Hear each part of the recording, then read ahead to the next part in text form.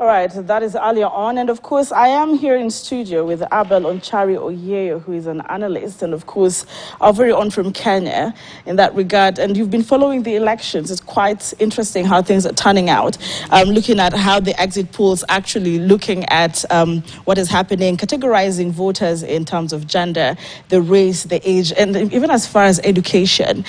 What would be first your analysis of the elections, how they have been turning out from Tuesday into today? I think, thank you so much for having me, number one. Then number two, I think it's a shock. It's a shock for so many people, especially from outside, the United States. We expected the lady to win. She had star power. All the stars from Hollywood, sports came and endorsed her. And there was a lot of excitement, guys, mobilizing one another to go and vote. But what Trump has done has shocked the world. Because, it does not come out as your typical compassionate, polite candidate for president of the United States. So we expected this to be the last time he's being, seen on the American stage. But now, he surprised us. He's only 3 votes away from declaring victory. Of course, he's done it so early. So it's turned out to be the way it was not expected. It's been very close. For the first time, I think the pollsters have gotten it right. They said it could, go either way. Yes. And towards the end, Kamala began doing so well. There's a time she went down, and then, she was beginning to pick momentum towards Tuesday. Yes. And for some reason, I think it was not enough. And some areas where the response was not very good despite her best effort, like black men, And for some reason, I don't even understand why black men could slip out the vote, because they have the most to lose. It's very, very interesting, because if I look at this particular polls, as the US exit polls, categorizing that, the black community voted 86% for Kamala Harris. Different polls are given different, voting patterns in that regard. You're talking about black men or the black community? Black community. Yeah, but when you look at now, if the black men would have turned out the way they should have done, it could have gone maybe to 90%. You remember when Barack Obama was on the ballot, and we were talking about the 90s, 95%. So black men and women combined to give him that solid, support. That was not witnessed in 2016 when Hillary was on the ballot, and it's also not come out in 2024 with the Kamala on the ballot. All right, let me just, keep you on hold for a second there so that we can cross over in the United States, where we are joined by our VOA's, of course, correspondent, Abdul Shakur Aboud. Now he joins us live from Minnesota for the U.S. update on the U.S. elections. It's very good to have you on the program. And what we are seeing now is that the former president, of course, Donald Trump, has declared, victory already, but Kamala Harris is yet to concede defeat. How is the atmosphere, and what are the latest at this point in time? At this time, it's already 3 in the morning or 4 in the morning in different places. So it's very difficult to see what the atmosphere is, but there is a sense of shock when you read the internet and you see the reactions from different parts of the country. There is some sort of a shock that they didn't expect Trump to win in such a fashion. And Trump, as you said, has declared he's the winner, and he believes that he is going to take the seat, and he is very happy that he is going to be the first president who has, after a long time, taken over the Senate, the House of Representatives, and as well as he has the Supreme Court behind him. So it's going to be a big sweep, it's going to be a big change, and we're waiting to see reactions in the morning. Now, of course, we are looking at the swing states and how that then has moved this election around. So far, is the counting still ongoing? What other particular states are being, on the spot that might shift what is looking at? Because most people are saying that it is very hard then for Kamala Harris at this point in time to reverse what already looks like is at this juncture. Trump is very near to victory. Is there any analysis that says then there could be a chance for Kamala Harris to reverse this based on the swing 7 states that have been at the center of these elections?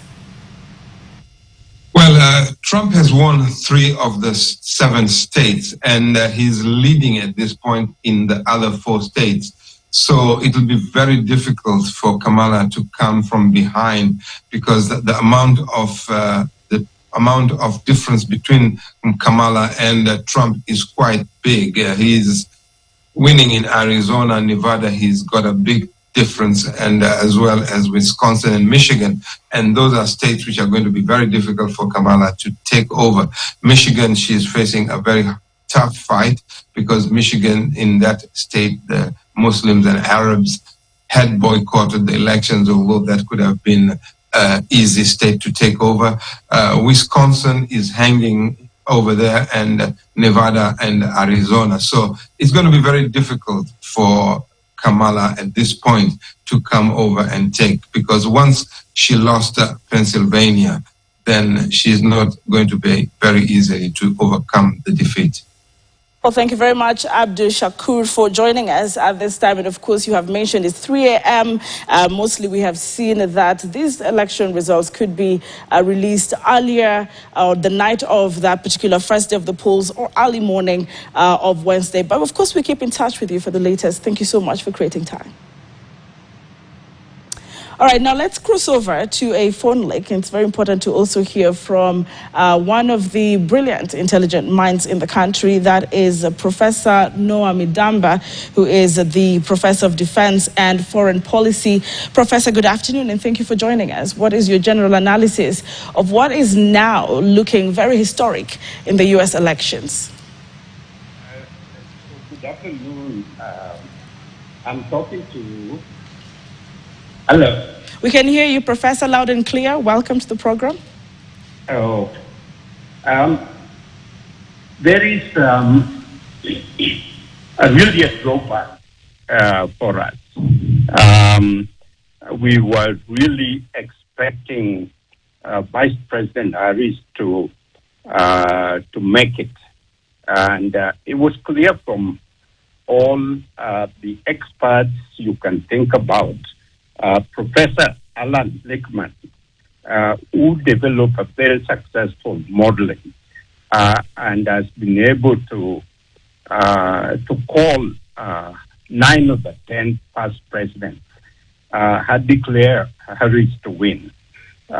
Also, the latest is there is a new British model called focal data. That is carried down recently, and also came up with an assessment that Harris will win 5 of the 7 contested states, and that leave only Georgia and North Carolina. So several things may happen. One was possibility of undercount, particularly in the northern areas like Pennsylvania, Michigan, and Wisconsin.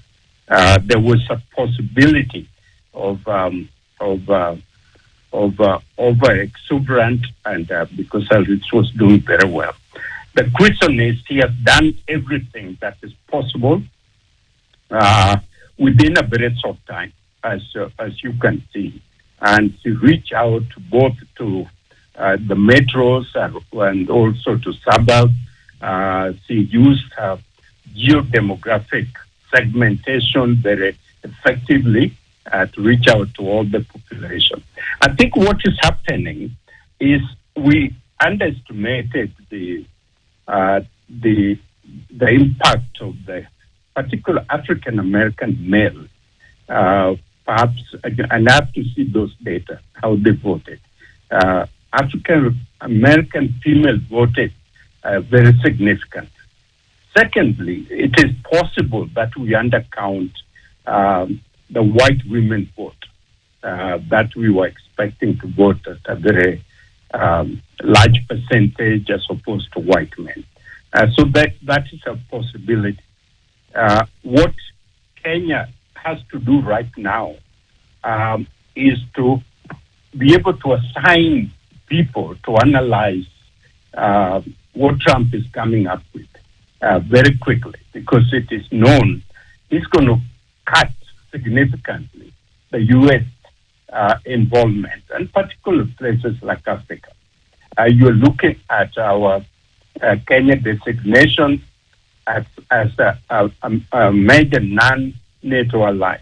That's a significant development. If it is dropped, then it's a real drawback because Africans are always competing with each other, and Kenya was a blessed child that is highly respected. And so if that is doesn't work out, then other African countries can look at Kenya and say, "We told you so." The other thing is our commitment in Haiti. That may have a cut immediately that will impact our police force that are there. So we have to negotiate very quickly with the Biden administration before we find out whether to bring our forces back. Thank you very much.